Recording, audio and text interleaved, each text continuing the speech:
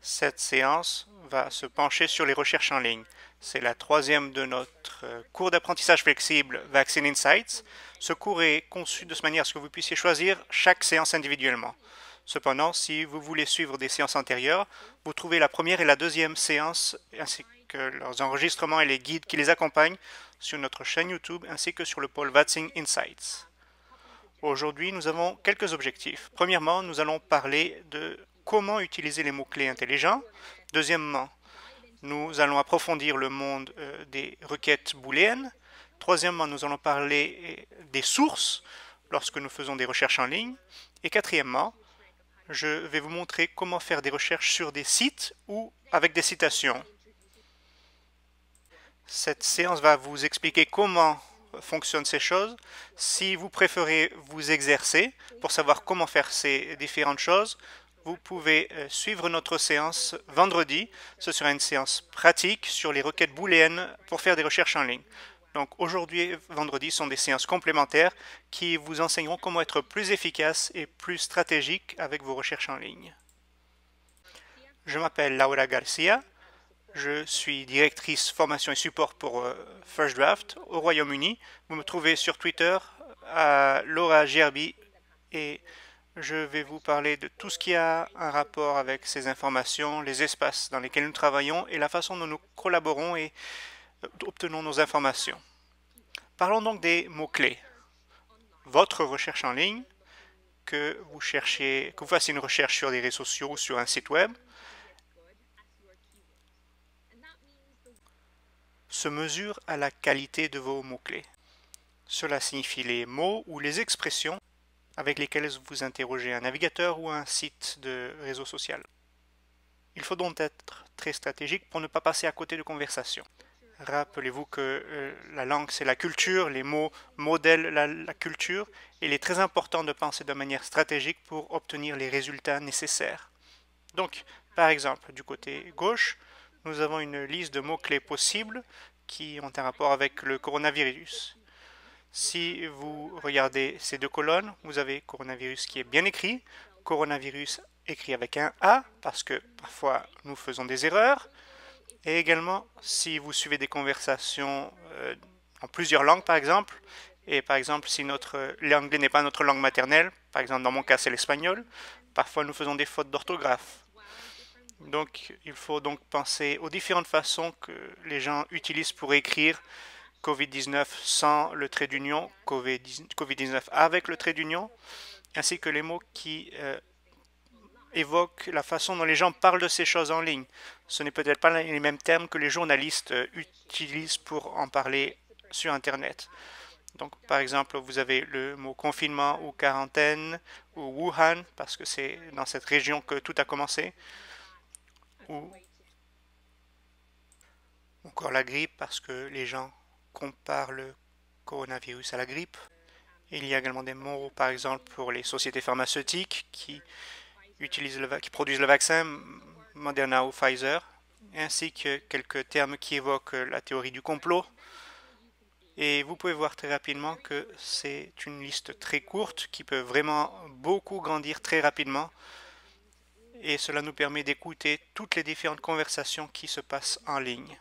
Et la meilleure façon d'y arriver, c'est de faire une séance de brainstorming, de collaborer avec vos collègues et avec les gens qui travaillent dans d'autres espaces. Cela rendra plus efficaces nos mots-clés et nous permettra de trouver des mots-clés auxquels nous n'avons pas pensé. On peut les utiliser avec des hashtags, on peut les utiliser seuls, on peut les utiliser dans des expressions, mais il faut réfléchir sur comment puis-je trouver ces expressions qui me permettront de dénicher ces conversations que j'essaie de surveiller.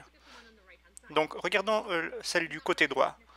Elle n'a pas forcément un rapport avec les vaccins ou avec le coronavirus, mais avec le parti pris des médias, avec les accusations qui sont lancées contre les médias. Est-ce que les médias, en général, penchent d'un côté ou d'un autre? Les mots-clés qui sont utilisés de ce côté-là sont des mots de la langue anglaise, et notamment dans le contexte des États-Unis, la façon dont les gens en parlent aux États-Unis. Donc voyons comment nous pouvons trouver des parallèles. Il faut trouver des parallèles dans les pays dans lesquels vous travaillez. Est-ce qu'il y a des expressions semblables ou d'autres expressions que les gens utilisent pour parler de ce genre de choses? Donc aujourd'hui, nous avons dit qu'en Allemagne, les gens ont inventé plus de 100 mots dans l'année écoulée pour décrire ce qu'ils ont vu pendant la pandémie. Donc on peut utiliser certains de ces mots dans cette liste également. Donc par exemple pour les partis pris des médias, il y a la phrase médias en général, il y a l'acronyme ou l'abréviation MSM. Il faut savoir comment les gens parlent en ligne, l'élite costale, parce que certains disent que les gens de la côte Est et ceux qui travaillent dans les médias, il y a PC, ou bien corrompu politiquement en anglais, brigade PC, donc brigade corrompue politiquement, ou du côté droit, il y a également l'expression ne va pas couvrir cela, ne veut pas couvrir cela. Il y a des gens qui envoient des tweets ou qui parlent sur les réseaux sociaux et qui disent je ne peux pas croire que les médias ne veulent pas couvrir ceci ou ne veulent pas que vous appreniez ceci. Il est important de penser à ces expressions, pas simplement des mots, c'est pas simplement des hashtags, mais quels sont les indices dans la langue et où pouvons-nous les trouver? Chaque fois que nous voyons un nouveau message qui est intéressant, qui a un rapport avec votre mot, analysez-le, examinez le mot et essayez de voir si vous pouvez ajouter certains de ces mots dans vos listes de mots-clés pour faire vos recherches, pour qu'elles soient plus stratégiques tout le temps. Il est important de se rappeler que l'idéologie affecte les termes que les gens utilisent. Donc nous allons voir un exemple maintenant par rapport au vaccin. Du côté gauche, nous avons un tweet par Chelsea Clinton, qui est la fille de Hillary Clinton, qui était candidate à la présidence des États-Unis, et elle est pour les vaccins. Du côté droit, nous avons un tweet par quelqu'un qui est un peu plus du côté de ceux qui hésitent face au vaccin. Et regardez les différents mots qu'ils utilisent pour parler du même sujet. Sur le tweet de Chelsea Clinton, on ne demande pas trop, s'il vous plaît, hashtag croyez dans les infirmières, hashtag mettez vos masques, hashtag luttez contre la grippe et hashtag faites-vous vacciner vous et votre famille. Et déjà là, nous voyons des mots et des mots-clés et des hashtags que nous pouvons ajouter sur notre liste de mots-clés à surveiller pour chercher les conversations qui sont pour les vaccins. Du côté droit, nous avons le tweet qui dit le jour où les parents du New Jersey ont dit à Big Pharma hashtag au Parlement, ils leur ont dit non à la ségrégation et non au mandat. Nous envoyons un message au monde entier et nous voulons dire que les soins médicaux des enfants, c'est notre choix. Je suis fier de vous tous, partout. Bon anniversaire. Donc, nous voyons comme les mots sont vraiment complètement différents. Ils parlent de la même chose, mais sur le tweet du côté droit, ils utilisent des mots comme Big Pharma, les sociétés pharmaceutiques. Ils parlent du choix. Les vaccins, c'est un choix médical que les gens ont. Et ils utilisent le hashtag liberté médicale. Il est important de se rappeler, particulièrement lorsque vous essayez de trouver des conversations sur des sujets qui sont politiques, qui touchent les émotions, il y a toujours deux côtés à la même pièce. Et il faut penser aux mots que les gens utilisent dans les deux camps de la conversation. Et parfois, il y a plus de deux camps.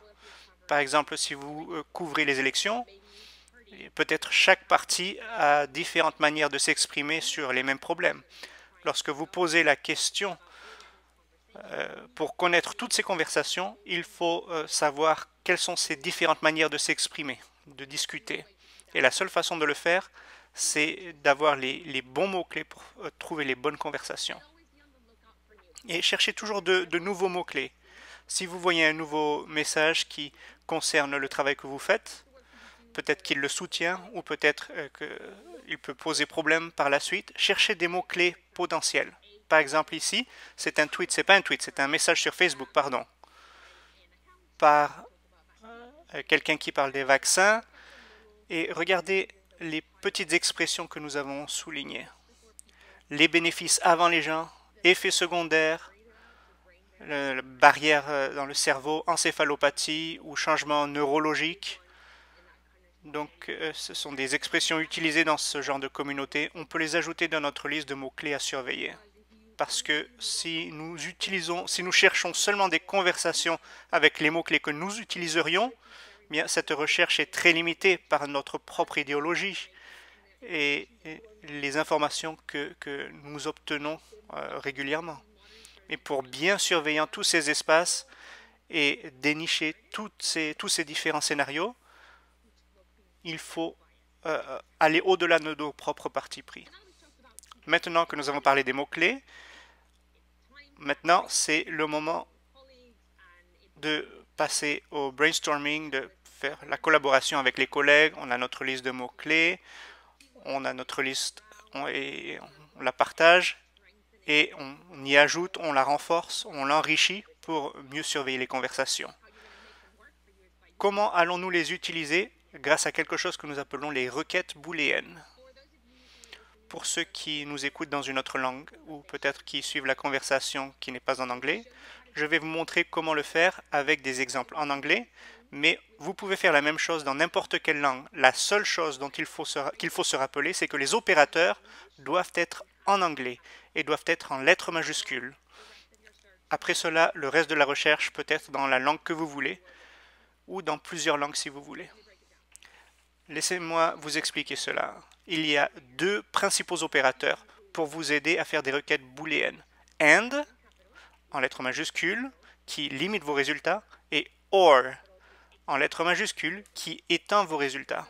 Donc, par exemple, du côté gauche, si vous entrez dans Google vaccin and blessure, vous limitez vos résultats en disant au moteur de recherche « Je veux des résultats qui comprennent le mot vaccin et le mot blessure ». La différence par rapport à lorsqu'on saisit vaccin blessure, c'est que lorsque nous mettons cette expression seule, Google va donner des exemples de messages qui ont seulement vaccin, seulement blessure, vaccin et blessure, peut-être écrit d'une autre façon. Donc les résultats sont vraiment peu précis. Mais les requêtes booléennes nous permettent de bien contrôler les résultats de nos recherches. Cela fonctionne sur Google, Twitter, et donc on peut facilement voir la puissance de ce genre de requêtes. Donc du côté gauche, vaccin et blessure limitent les résultats en forçant le moteur de recherche à utiliser ces deux-là. Du côté droit, les résultats sont étendus parce que vous dites au moteur de recherche « Je veux trouver un contenu qui comprend le mot Moderna ou le mot Pfizer ». Cela signifie que vous faites deux recherches de manière simultanée. Il est important de se rappeler que lorsque nous faisons une recherche dans le texte, que ce soit le texte d'un tweet, d'un message sur post de Facebook, sur un site web, la recherche ne va pas être sur des images, mais seulement sur les images, sur le texte, pardon. Un autre opérateur booléen qui est très utile est un opérateur qui va vous aider à exclure certains résultats. Parfois, c'est un symbole moins, ou parfois, c'est not en lettres majuscules. Par exemple, la requête ici, vaccin moins Moderna, va donner des résultats dans le texte qui ont le mot vaccin, mais qui excluent tous les textes qui ont le mot Moderna. Cela est particulièrement utile si vous faites des recherches dans des langues différentes où les mots ont peut-être différents sens. Par exemple, en espagnol, le mot pour vaccin, vacuna, signifie également tout ce qui vient des vaches, du bœuf. Donc, il y a une façon d'exclure tous les résultats qui ont un rapport avec les vaches en utilisant le symbole moins. Et je vais vous donner un très bon exemple vendredi avec notre collègue Daniel Acosta. Continuez à utiliser la puissance de ces opérateurs. On peut ajouter des parenthèses, comme à l'école, comme en maths, pour combiner les recherches. Donc, par exemple, ici, si vous dites au moteur de recherche, montrez-moi tout ce qui a l'un des mots entre les premières parenthèses et l'un des mots entre les autres parenthèses. Donc, ce que vous faites, c'est deux recherches en même temps. Donc, cela va vous afficher tout ce qui a le mot Moderna ou Pfizer, les sociétés pharmaceutiques, et tout ce qui mentionne blessure ou préjudice. Vous voyez la puissance de ces opérateurs? Prenons un gros exemple maintenant. C'est une version étendue des requêtes booléennes dont nous venons de parler. Donc, tous les mots qui sont en jaune sont des mots sur les vaccins, et tous les mots qui sont en vert sont des mots qui ont un rapport avec le préjudice, les effets secondaires à cause des vaccins.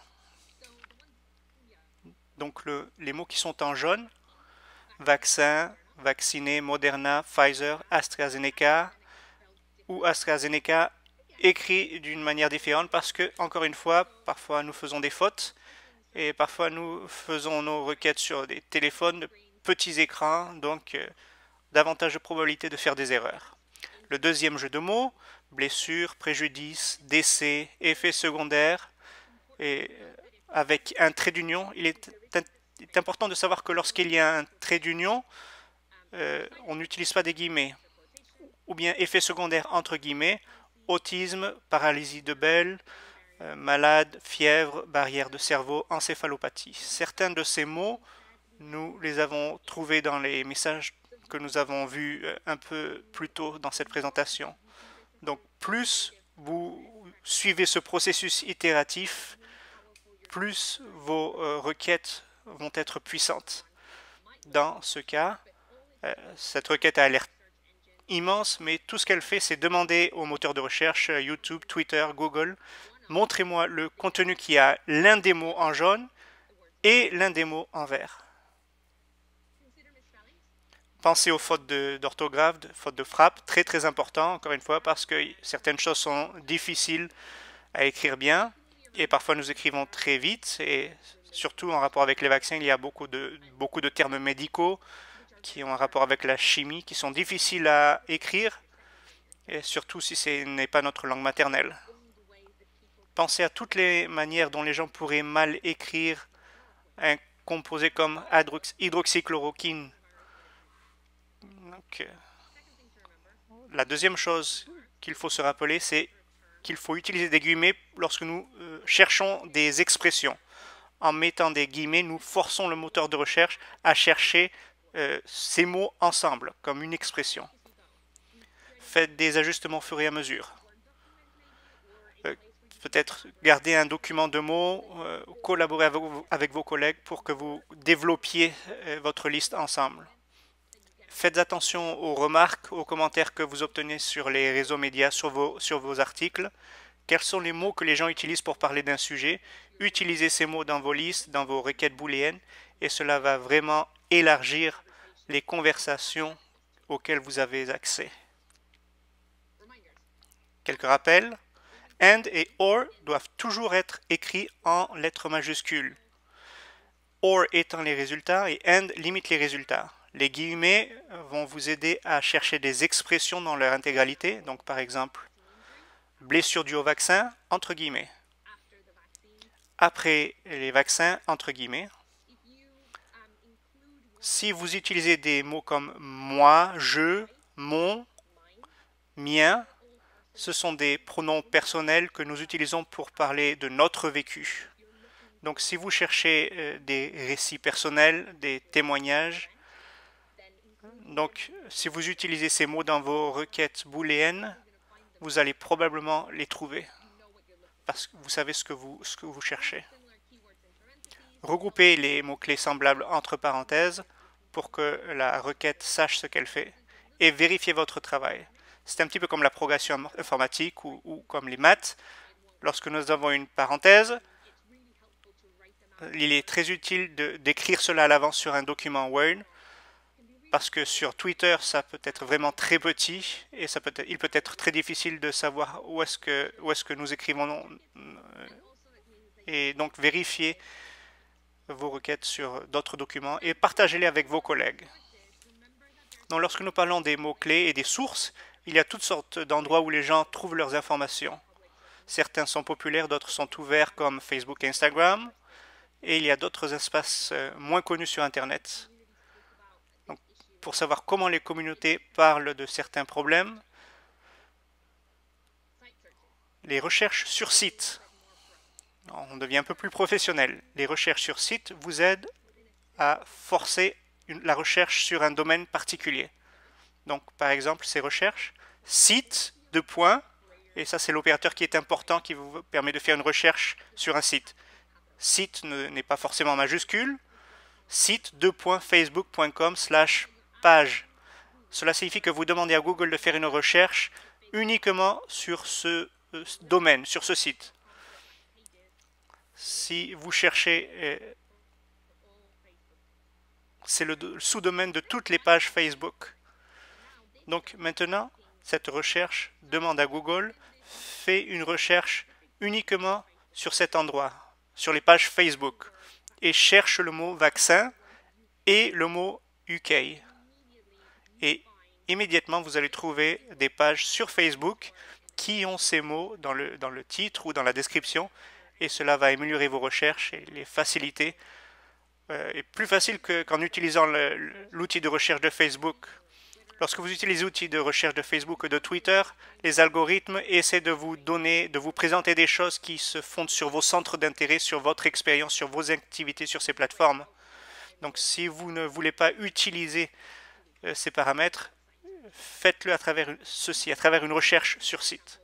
Vous pouvez également les combiner avec des recherches entre guillemets pour trouver des expressions particulières. Donc, une fois encore, cette recherche sur site cherche sur site facebook.com/page et elle recherche l'expression choix vaccin comme phrase, comme expression.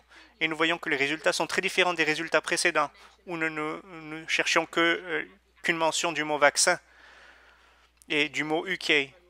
Maintenant, nous cherchons des expressions particulières que les gens utilisent pour parler des vaccins. Et c'est là que nous commençons à vraiment tirer parti de la puissance des mots-clés, des requêtes booléennes et des recherches sur site pour vraiment trouver ce que nous recherchons.